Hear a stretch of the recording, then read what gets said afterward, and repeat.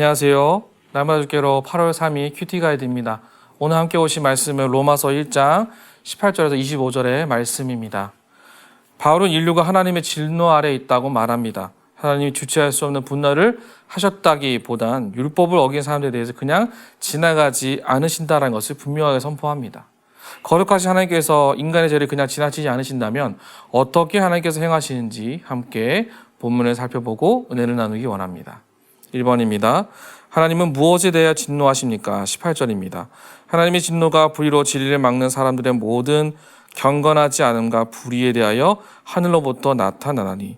바울은 죄가 피조물로서의 도리에 맞게 생각하는 인간의 능력을 몰살한다고 주장합니다. 죄가 사람을 그렇게 만들어간다는 것이지요. 인간으로 하여금 하나님의 권위에 도전하게 만들고 하나님의 법에 위법하게 만드는 것, 자신이 옳다고 생각하는 것으로 인하여 스스로를 더 드러나게 만드는 인간적인 완악한 모습을 갖게 한다는 것이죠. 경건에 이르지 못하게 하는 것. 그러니까 즉 죄는 아무리 문화적으로 수용하고 합리적으로 보여질지라도 하나님 앞에 반역이라는 겁니다. 죄에 대해 하나님의 유일한 반응은 적대일 뿐입니다. 다른 반응도 보이시겠지만 분명한 말씀 앞에 서지 못하는 이 모습을 경계해야 함을 성경 우리에게 이야기하고 있습니다. 2번입니다. 하나님의 영원하신 능력과 신성은 어디에 분명하게 보여 알려졌습니까? 20절입니다. 창세로부터 그의 보이지 아니한 것들 곧 그의 영원하신 능력과 신성이 그가 만드신 분명히 보여 알려졌나니 그러므로 그들이 핑계하지 못할지니라. 사람들은 그들의 무지가 무죄라고 주장합니다. 이방인들이 이것은 굉장히 당연한 방어책으로 보입니다. 이러한 이방인들에게 바울은 하나님이 만드신 그 선물, 즉 우리에게 주어진 이 세상 모든 만물이 하나님을 증거하고 있다고 답변합니다. 모든 자연과 환경이 하나님으로부터 이루어졌다라는 것이죠. 그래서 주님은 예배받기 합당한 창조주 하나님이시라는 겁니다. 이러한 지식은 하나님의 아들을 통해 자신을 계시한 창조의 사건들로부터 말씀을 통해 우리에게 증거하고 있음을 성경 우리에게 보여주고 있습니다. 이 사실을 믿고 걸어가는 우리 모두가 되시길 간절히 소망합니다. 3번입니다.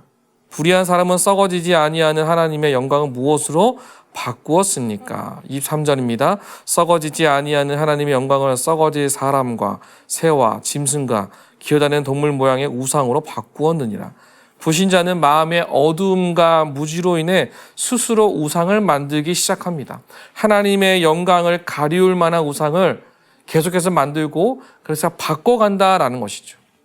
우리가 잘 알고 있는 것처럼 금송아지를 만들어서 우상을 숭배하는 이스라엘의 모습을 잘 알고 계실 겁니다. 이스라엘은 애굽을 나와 하나님의 놀라운 구원의 능력을 체험하였지만 여전히 구원받기 전의 모습대로 행동하고 있습니다.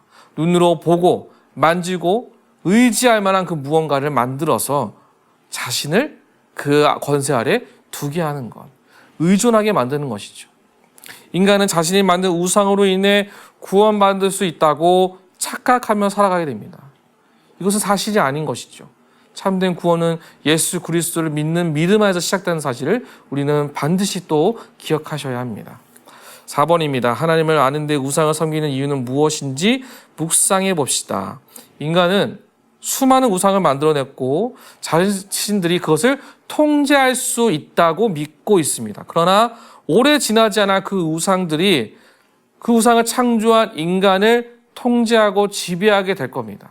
살아계신 하나님이 우리에게 주신 귀한 은혜와 사건을 우리가 저버리고 내가 주님보다 더 사랑하는 그 무언가를 우상으로 섬기는 모습이 우리 안에서 발견될 수 있다라는 것이죠.